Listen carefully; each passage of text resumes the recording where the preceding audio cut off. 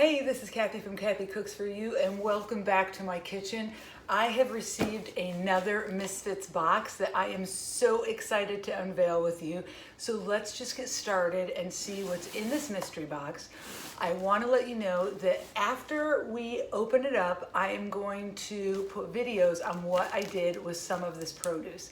Now, no, I'm not going to show you me eating my apple, but I want to show you just new recipes that I just come up with what they give me in this box that you can do too. And more importantly, I want you to learn that it's not about following a recipe. You can just throw some things together and it will taste delicious. So let's get going. Oh, well, we got a little problem there. Okay, what do we have? Okay, so they really know how to package, guys. Oh, oops, I don't think I was supposed to open this. They give you this packaging. It's great stuff. Do not throw away your packaging. You can, I could make a quilt with this stuff, this middle stuff. I mean, it's some great quality packaging. And they also give you these frozen things, so make sure you're keeping those too. Put them in your freezer and you can use them, you know, for your coolers.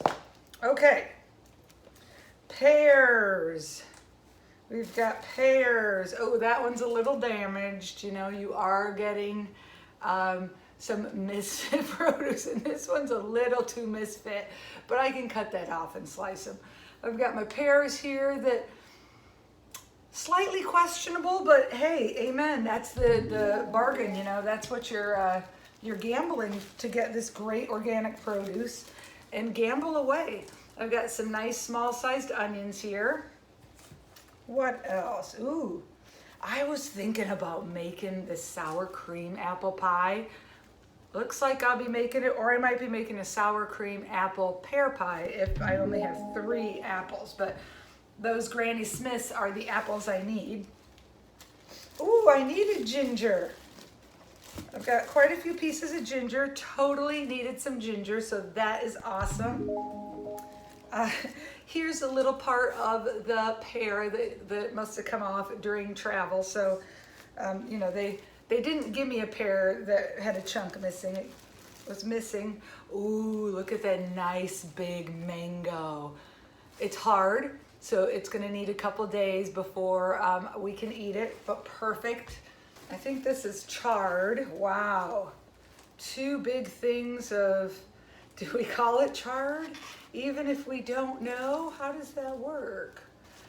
It looks like chard. I think it's chard, guys. 2 big things of organic chard. That is a lot of beautiful chard. I can't wait. I also have a recipe that you can click above that is for stuffed chard. And so I won't be doing that same recipe. I'll do something different, but you can get that and watch my stuffed chard recipe if you're getting chard. Oh, yay. More apples. Apple pie it is. I hope I have sour cream. If not, I'll have to go get some. Oh, I can't wait. The apple pie is so good. A little more ginger. I've got lots of ginger, so I'll probably do what I do with my garlic, with my ginger. I'll mince it all and store it in the freezer and just have some in the fridge. And so we'll do that with that. And you can watch my minced garlic video. I will give you a link for that. Wow. Wow, there's still so much in here, guys. Okay, nice big head of cabbage. Love my cabbage. Ooh, some beets. Oh, lovely. 3 delicious beets. And all organic. I just think it's so fun. Now, with Misfits, you can also get where you can pick and choose. But as a chef and as someone who loves to create and just go off the cuff, for me, this is just so exciting and refreshing. 2 nice cucumbers. Wow, did I get a lot this time. 3 potatoes. Does anyone know where that's from? Potato. Samwise Gamgee says that in Lord of the Rings, for anyone who cares.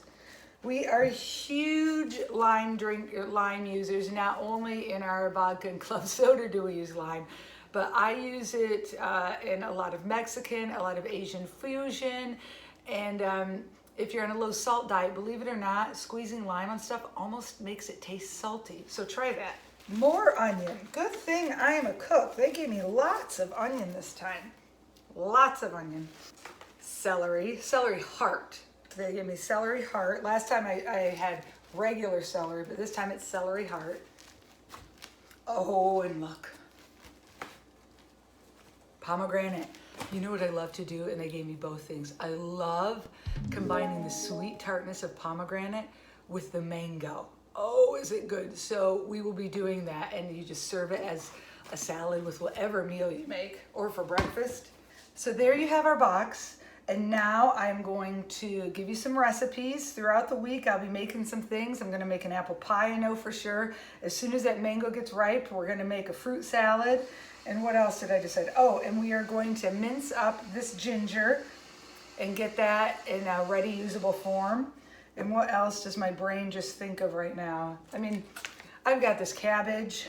I could just, maybe what I'm gonna do is make a vegetable soup this week too. I love having cabbage in my vegetable soup, so we may do that also. But there'll be some other things. Oh, and the chard. We gotta figure out what to do with the chard. So stay tuned to the recipes to follow. All right, we opened our Misfits box and we have a lot of ginger. I am going to mince it now and show you how to do that so that you guys can do this at home. Put it in a Ziploc bag, put it in the freezer. The little snack ones work the best. Or you can leave it in your fridge for up to probably right about 2 months. The problem is that we all don't use ginger on a daily basis like we use the minced garlic. In my minced garlic, I make a big bunch and it is gone. It's daily used, but this isn't. So I'm going to be putting mine in the snack bags and putting them in the freezer. You might be new to the world of fresh ginger and you're thinking, what the heck do you do with these? I believe these are rhizomes. Now what I do is I just start by taking off the end that they cut because it's kind of dry and crusty, and then you're just going to want to peel it. Now, see all these lumps? I just take them off. I know I'm wasting that ginger in there, but ginger's so cheap. And these two, I'm not gonna peel each of these little fingers separately. I'm probably gonna use them tonight or just toss it. Is that terrible? So this is how you peel it. Oh, it smells so good. Now I want to show you something. Ginger is very fibrous. It's, you know how like celery is so fibrous? Ginger is too. So it's not an easy thing to chop and always work with because you're using these fibers. So if you wanted to use this fresh, you don't cut this way with the fiber, kind of like with the steak or beef. You want to cut it this way to cut all those fibers up. So I'm going to do that just so my machine doesn't have to work so hard, and I'm doing the first cut for it. Then we're just gonna do this with all the other ones and get it all peeled up. I have peeled all my ginger and I have about 3/4 a cup of ginger cubes. It smells so darn tasty, so now we're gonna get on to step number 2. This is the same process that we did with the minced garlic. It's so easy. You are gonna love all the flavor that you get with such little work done. We're starting by putting our ginger in our bowl, and then we're going to add some salt. Half teaspoon I have in there, not much. Then we're going to turn this on and start drizzling our olive oil.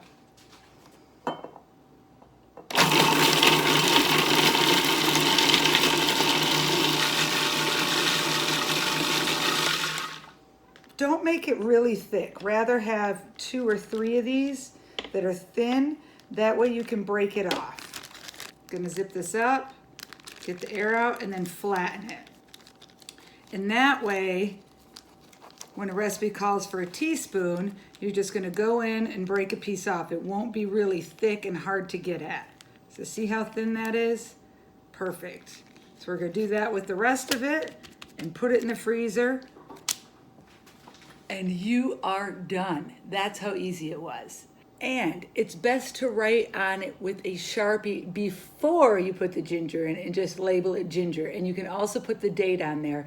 And that way you'll know how long it lasts in the freezer.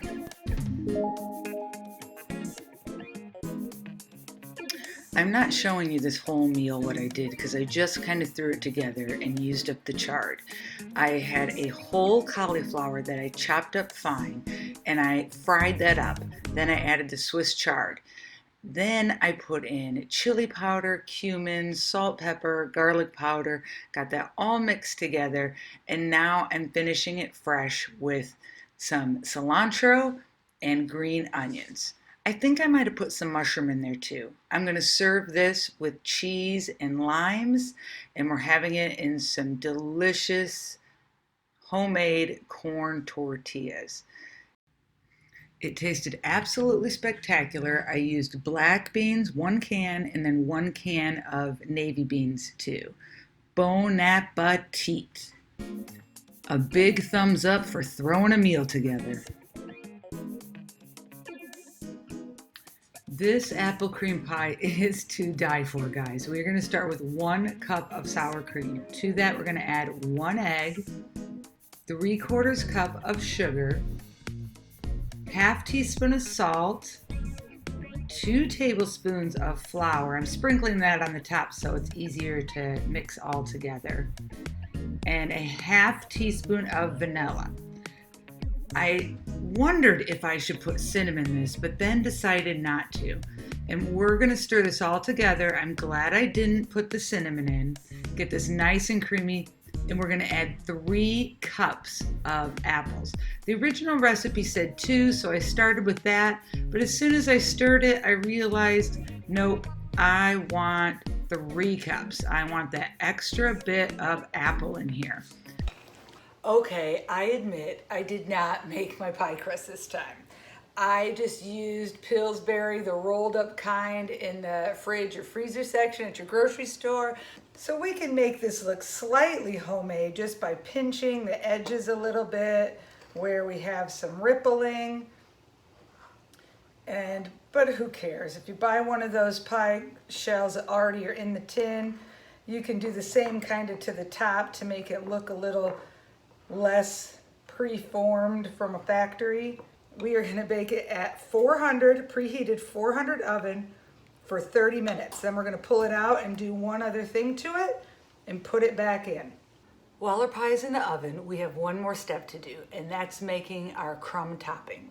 So Dutch apple pie has a crumb topping, and this is where our cinnamon comes in, because it was really hard not putting cinnamon in with those apples. But I was trying to stay true to the recipe. I had already added too many apples, so I didn't put the cinnamon in. But if you'd like to try that, you can. So we are going to start now to make this streusel. In our dish, we're going to put a 1/3 cup flour and a 1/3 cup sugar and 1 teaspoon of cinnamon.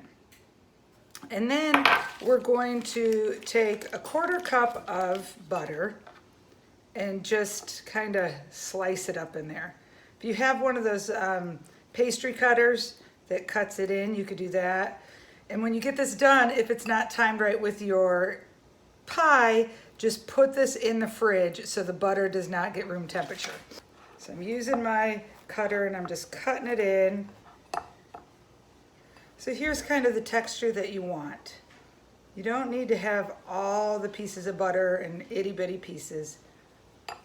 And then mine is not timed right, so I'll put this in the fridge and let it sit in there until my pie is done with its first 30-minute bake. Our pie is looking beautiful. It's set. There isn't any real jiggle. We've got that egg in there that has set the cream, so that's perfect. Now we're gonna crumble our top, and to me, this crust is perfect. So I'll show you what I'm gonna do. I don't want it to get any browner. And this is plenty of crumble, but again, if you're one of those crumble freaks, you may want to add more. Oh, it's spectacular. Get it on the edges. You want your edges to have some deliciousness. Oh, wow. Okay, so we have some tin foil to also put around. I just like fused a few pieces of tin foil together. And we changed our oven temperature, changed our oven temperature to 325. And we're going to cook this for 20 minutes at 325. It is going to be spectacular. We're gonna let this cool for at least an hour and then we will check it out and take a bite. OMG, just gonna take a little piece.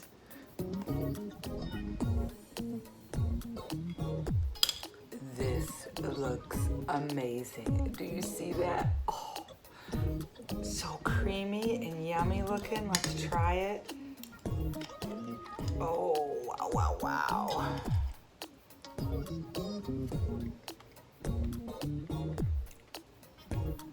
It's the best apple pie I have ever had. It is so tasty, so creamy. Now I'm glad I did not put the cinnamon in the cream.